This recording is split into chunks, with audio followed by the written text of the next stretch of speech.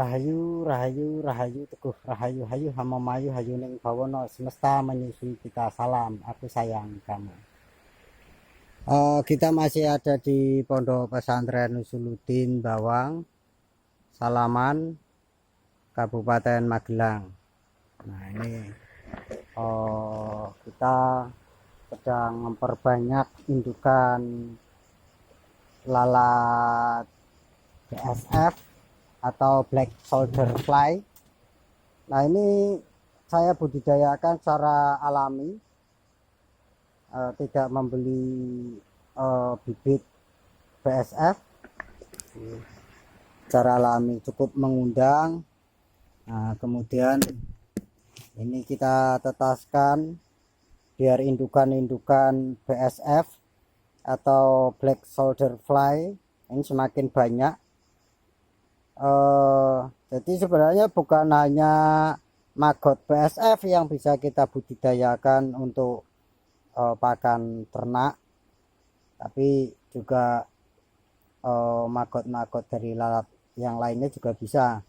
Hanya keuntungan untuk lalat BSF ini atau black soldier fly ini nanti bisa menjadi pengontrol ekosistem di populasi lalat-lalat yang lain, karena maggot atau larva dari lalat BSF ini akan memakan larva lalat yang lainnya. Artinya kita bisa memotong siklus hidup dari lalat yang lainnya dengan menggunakan larva BSF. Jadi biar populasi lalat yang lain, misalkan seperti lalat hitam, kemudian lalat hijau itu berkurang, nah, kita bisa memperbanyak populasi lalat BSF. Dan lalat BSF ini sangat cepat mengurai sampah, terutama untuk sampah buah. Nah selain itu juga ini tahun kemarin sudah menyebarkan cacing Rombricus secara alami. Sangat suka di tempat-tempat seperti ini, misalkan kardus atau kain. Nah kardus ini juga selain untuk rumah cacing, ini juga untuk media bertelur BSF. Ini cukup memunguti ini rontokan-rontokan jambu, karena lagi musim jambu. Kemudian memang tidak sempat untuk mengolah, jadi kita gunakan untuk media pemeliharaan BSF. Walaupun sebenarnya dari buah jambu ini bisa kita buat sebagai emulsi atau pupuk cair. Nah untuk sekarang banyak yang bilang ekoenzim, tapi untuk saya pribadi istilah ekoenzim ini kurang tepat ketika berasal dari tumbuhan, karena tahu saya ekoenzim itu berasal dari binatang atau manusia.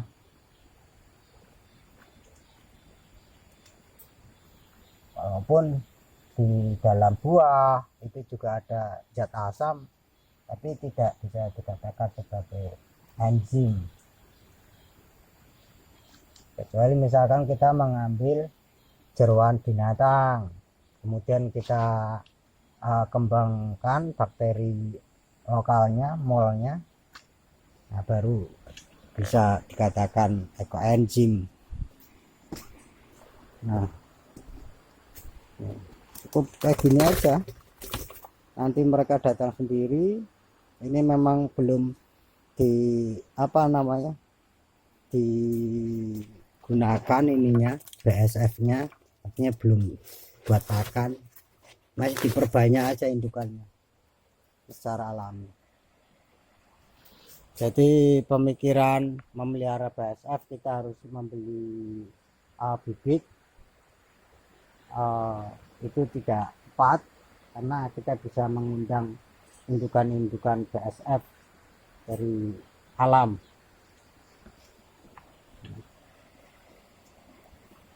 Termasuk cacing rumbrigus, kita tidak perlu beli telur, kita cukup membeli indukannya. Nah, ini dulu tahun yang lalu itu saya melepas hanya 3 kantong itu beli di tempat penjual pakan burung. Jadi saya tebarkan di sana. Nah, ternyata itu berkembang biak dengan baik. Nah, dulu saya hanya membeli 3 plastik seperti ini. 3 plastik saya taruh di kebun. Nah, untuk budidaya cacing rumbrigus sebenarnya juga kita bisa membuat lobangan-lobangan seperti itu. Baru kita kasih kompos-kompos. Yang terpenting airnya jangan sampai tergenang, karena cacing rumbrigus karakternya berbeda dengan cacing sutra yang membutuhkan air terus. Nah, jadi kita tinggal taruh aja. Nah, ini tadi beli 3.000 isinya berapa ya, sekarang udah agak murah ini untuk cacing rumbrigus. Ini isinya segini lah, 3.000. Ini dengan media kokopit, jadi gemuk-gemuk.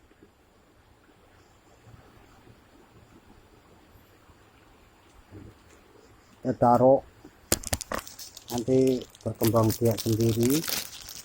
Yang penting jangan sampai tergenang oleh air. Nah, nanti minggat.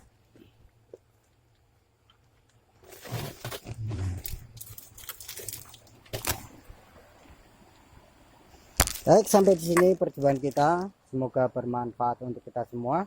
Untuk mengetahui kegiatan Gen Kopi di Pondok Pesantren Usuluddin Bawang, Salaman, Kabupaten Magelang, Anda cukup mengikuti channel Gerakan Konservasi Binatang Indonesia. Terima kasih. Rahayu, rahayu, rahayu, teguh rahayu. Hayu hama mayu hayu ning bawono, semesta menyusui kita. Salam, aku sayang kamu.